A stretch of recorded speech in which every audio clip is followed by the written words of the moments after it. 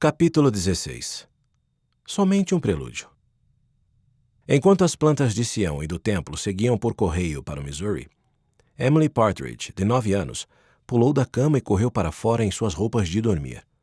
No quintal dos fundos de sua casa, não muito longe do terreno do templo, em Independence, ela viu uma das grandes pilhas de feno de sua família em chamas.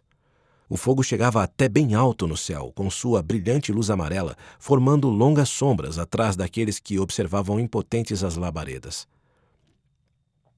Incêndios acidentais eram comuns na fronteira, mas aquele não foi por acidente. Pequenas turbas vinham vandalizando as propriedades dos Santos durante todo o verão de 1833, esperando afugentar os recém-chegados do condado de Jackson. Ninguém tinha se ferido até então, mas as turbas pareciam estar ficando cada vez mais agressivas a cada ataque. Emily não entendia todos os motivos pelos quais as pessoas do condado de Jackson queriam que os Santos partissem. Ela sabia que seus familiares e amigos eram diferentes dos vizinhos em muitos aspectos. Os moradores do Missouri que ela tinha ouvido conversar pelas ruas tinham um modo de falar diferente, e as mulheres vestiam um estilo de roupa diferente. Algumas delas andavam descalças no verão e lavavam a roupa com grandes pás em vez de usarem as tábuas de lavar que Emily estava acostumada a ver em Ohio. Essas eram diferenças triviais, mas havia alguns desentendimentos mais importantes sobre os quais Emily pouco conhecia. As pessoas de Independence não gostavam que os Santos pregassem aos índios e desaprovassem a escravidão. Nos estados do norte, onde a maioria dos membros da igreja tinha morado, a posse de escravos era contra a lei. Mas no Missouri, era permitido por lei ter escravos negros, e os colonos mais antigos defendiam firmemente a prática da escravidão. O fato de que os Santos geralmente se mantinham isolados não ajudou a afastar as suspeitas.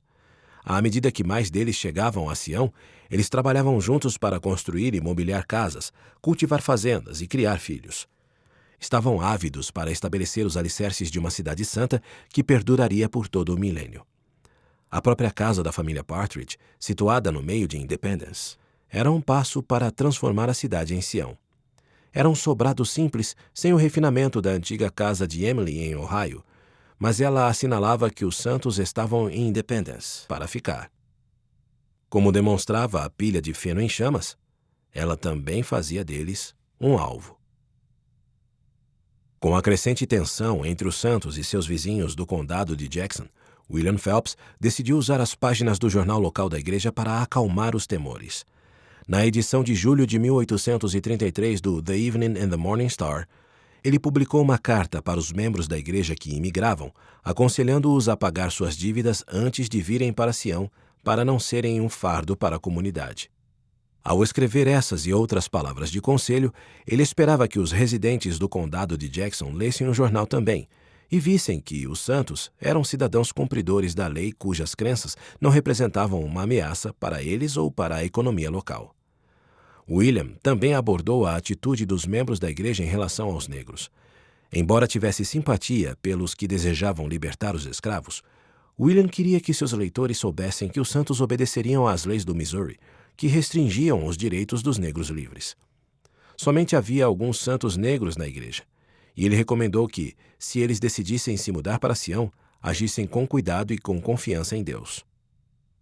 Como não temos uma regra especial na igreja para as pessoas de cor, escreveu ele de modo vago, deixemos que a prudência seja nosso guia. Samuel Lucas, um juiz do condado e coronel na milícia do condado de Jackson, ficou com raiva quando leu a carta publicada no The Evening and the Morning Star. Na opinião de Samuel, William estava convidando negros libertos a se tornarem mormons e a se mudarem para o Missouri. As declarações de William, desestimulando os santos negros a se estabelecerem no Missouri, de nada adiantaram para acalmar seus temores.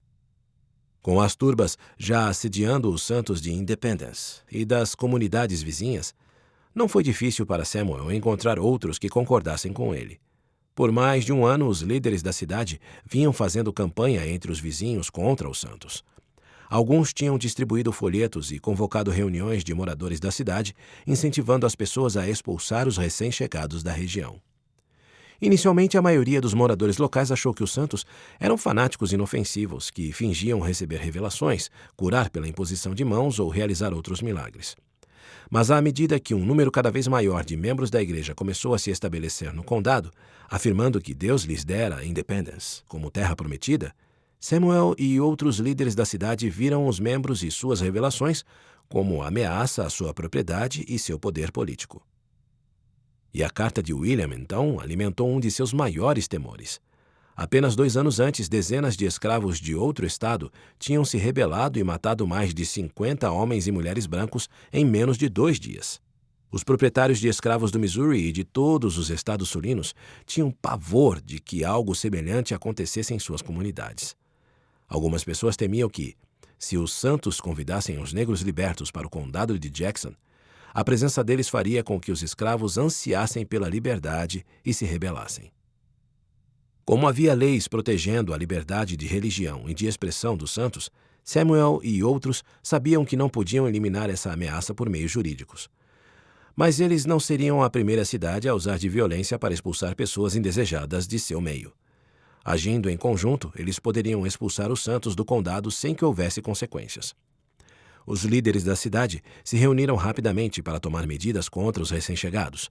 Samuel e outros fizeram uma lista de suas reclamações contra os santos e apresentaram a declaração às pessoas de Independence. O documento declarava a intenção dos líderes da cidade de expulsar os santos do condado de Jackson por quaisquer meios necessários. Escolheram o dia 20 de julho para uma reunião no tribunal para decidir o que fazer com os santos. Centenas de residentes do condado de Jackson assinaram seu nome na declaração. Quando ficou sabendo da comoção, William Phelps tentou desesperadamente desfazer qualquer ofensa que seu artigo de jornal tinha causado. O livro de Mormon declarava que Cristo convidou todos a virem a ele, negro e branco, escravo e livre. Mas William estava mais preocupado com a possibilidade de o condado inteiro se voltar contra os santos.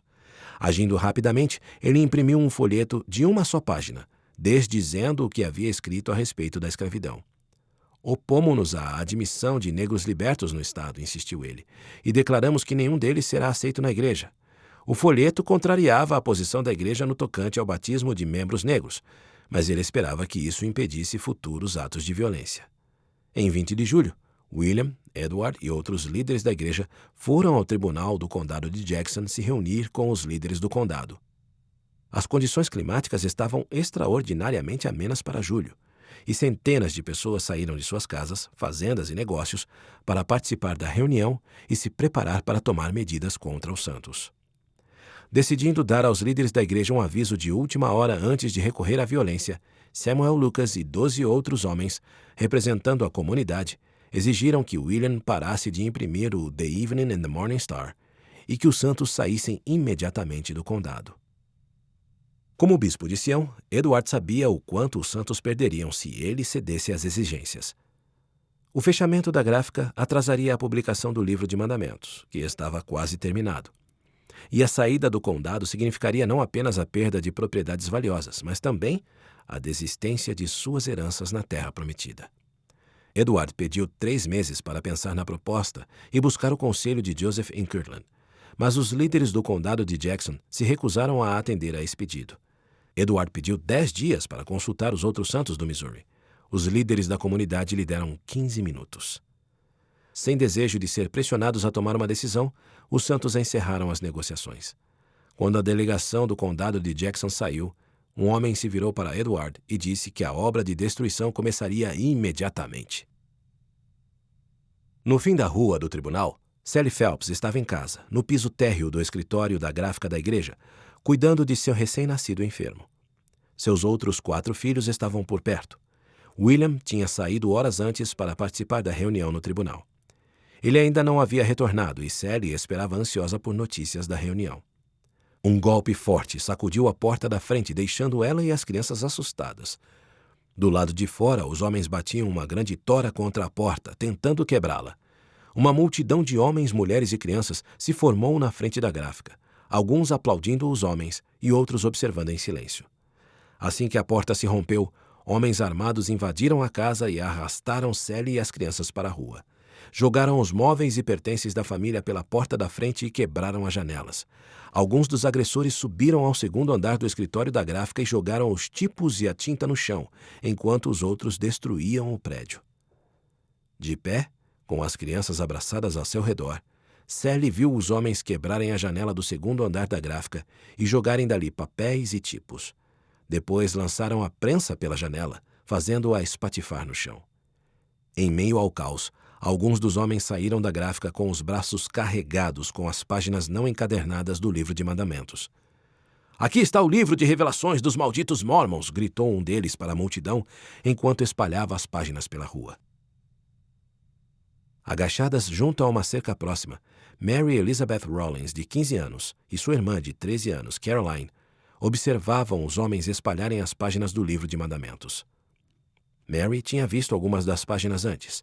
Ela e Caroline eram sobrinhas de Sidney Gilbert, que gerenciava a Loja dos Santos em Independence.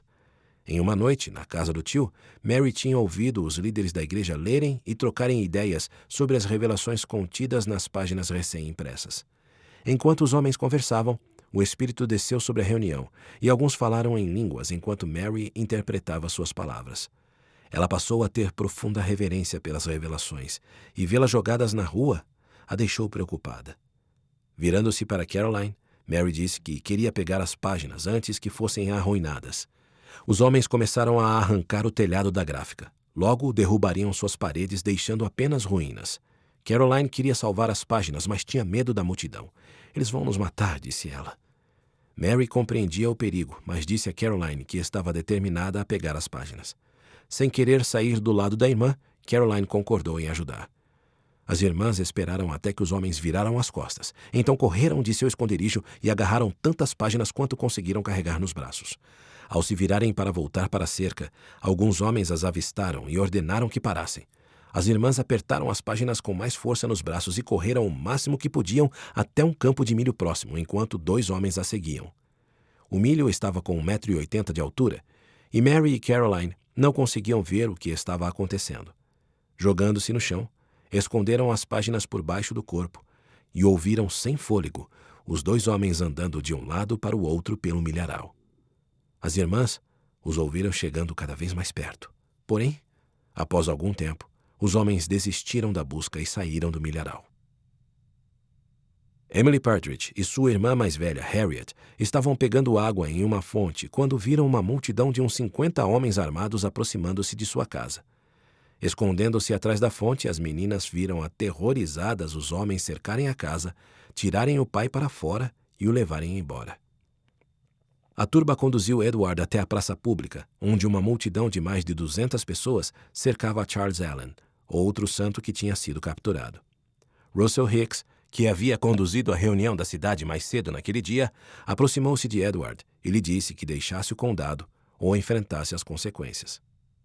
"Se devo sofrer por minha religião", disse Edward, "não seria mais do que outros já fizeram antes de mim." Ele disse a Hicks que não havia feito nada de errado e que se recusava a sair da cidade. "Invoque seu Jesus!" gritou uma voz. A multidão jogou Edward e Charles no chão, e Hicks começou a despir o bispo de suas roupas. Edward resistiu, e alguém na multidão exigiu que Hicks deixasse o bispo ficar com sua camisa e suas calças. Cedendo, Hicks arrancou o chapéu, o casaco e o colete de Edward e o entregou para a multidão. 2 homens se adiantaram e cobriram os prisioneiros da cabeça aos pés de piche e penas. O piche queimou a pele deles como ácido. Ali perto, uma conversa chamada Vienna Jocks estava recolhendo da rua as páginas espalhadas do livro de mandamentos. Vienna tinha consagrado suas economias, que eram consideráveis, para ajudar a edificar Sião. E então tudo estava desmoronando. Enquanto ela pegava as páginas soltas, um homem da multidão se aproximou dela e disse: "Isso é somente um prelúdio do que vocês terão que sofrer." Ele apontou para o corpo desfigurado de Edward. "Ali está seu bispo, coberto de penas e piche." Vienna ergueu o rosto e viu Edward mancar para longe. Somente o rosto e as palmas das mãos não estavam cobertos de piche. "Glória a Deus!" exclamou ela. "Ele receberá uma coroa de glória pelo piche e pelas penas." Sally Phelps não tinha uma casa para a qual voltar naquela noite. Encontrou abrigo em um estábulo de madeira abandonado ao lado do milharal. Com a ajuda dos filhos, juntou capim para fazer camas. Enquanto ela e as crianças trabalhavam, 2 figuras apareceram de dentro do milharal. Na luz do dia que estava acabando, Sally viu que eram Caroline e Mary Rollins. Nos braços, as irmãs carregavam pilhas de papel. Sally perguntou o que elas estavam levando, e elas lhes mostraram as páginas que tinham apanhado do livro de mandamentos. Sally pegou as páginas das irmãs e as escondeu em segurança embaixo de seu leito feito de capim. A noite se aproximava rapidamente, e ela não sabia o que o amanhã reservava para Sião.